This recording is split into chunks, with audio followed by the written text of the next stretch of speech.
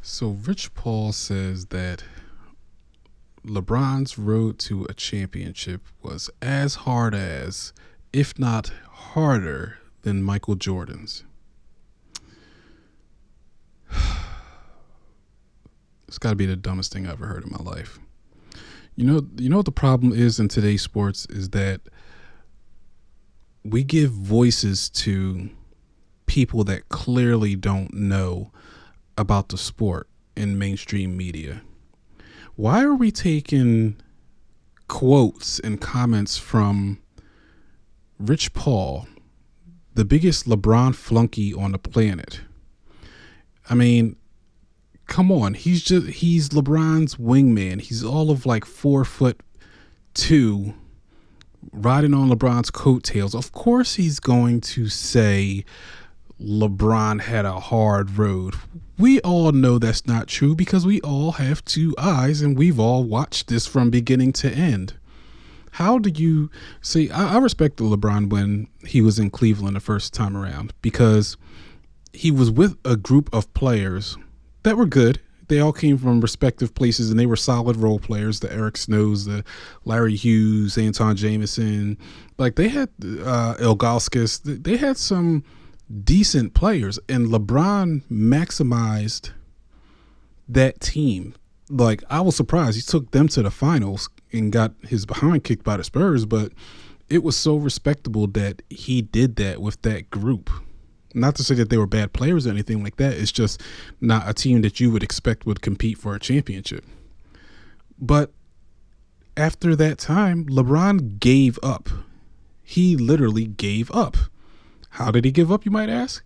He went to the Miami Heat. He stripped other teams of their superstars and created one team that was massively talented and filled out the roster with former All-Stars, 6 men of the year, things like that. His team was never going to be beat. Like, you stacked up a super team, and that became his format. You can't stack a super team and then say that you had a difficult road to something. Like, you were expected to win, and you underachieved in that. So what happens when Dwayne Wade goes past his prime? Does LeBron stay loyal to the organization and believe that they're going to continue to build around him? No. He goes back to Cleveland, where he could stack another super team. You already had a superstar in Kyrie Irving. You knew you had the number one pick that you could flip to get Kevin Love, who was putting up monster numbers in Minnesota. What happens when you get tired there, where you burn out there? And by the way, this notion that he makes players better is ridiculous. Look at every superstar that's played with him. Their numbers have all dipped. They all become shells of themselves. Kevin Love became a glorified third wheel. Same thing with Chris Bosh. All their numbers go down. They became the worst versions of themselves. Last stop, Lakers. He's like a petulant child and whines and sets things up so that Anthony Davis comes, a top 5 player, and he still acts like he's the underdog. You're supposed to win when you stack up that much talent. And then again, once again, you fill your roster with former All-Stars, future Hall of Famers, but you act like your road was difficult. Like winning the tournament was a difficult thing. That bubble championship is not a championship. It's just a tournament win.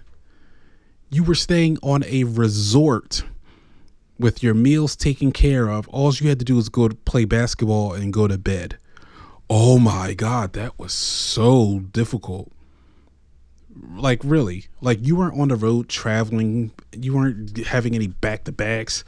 You were literally on a resort, and you talked about you have PTSD from the experience. Yeah. Maybe I would have had PTSD from going to Disney. Maybe because my kids were annoying me the whole time. Maybe I could make that claim there because I had to walk around all day and my feet are tired just thinking about it. But no, being on a resort and playing basketball, no, cut that crap out.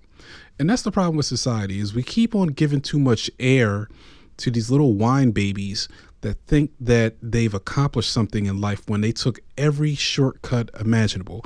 So no, Rich Paul has no leg to stand on. He's just a LeBron flunky, And no, LeBron did not have a hard road. He had probably the easiest road in NBA history.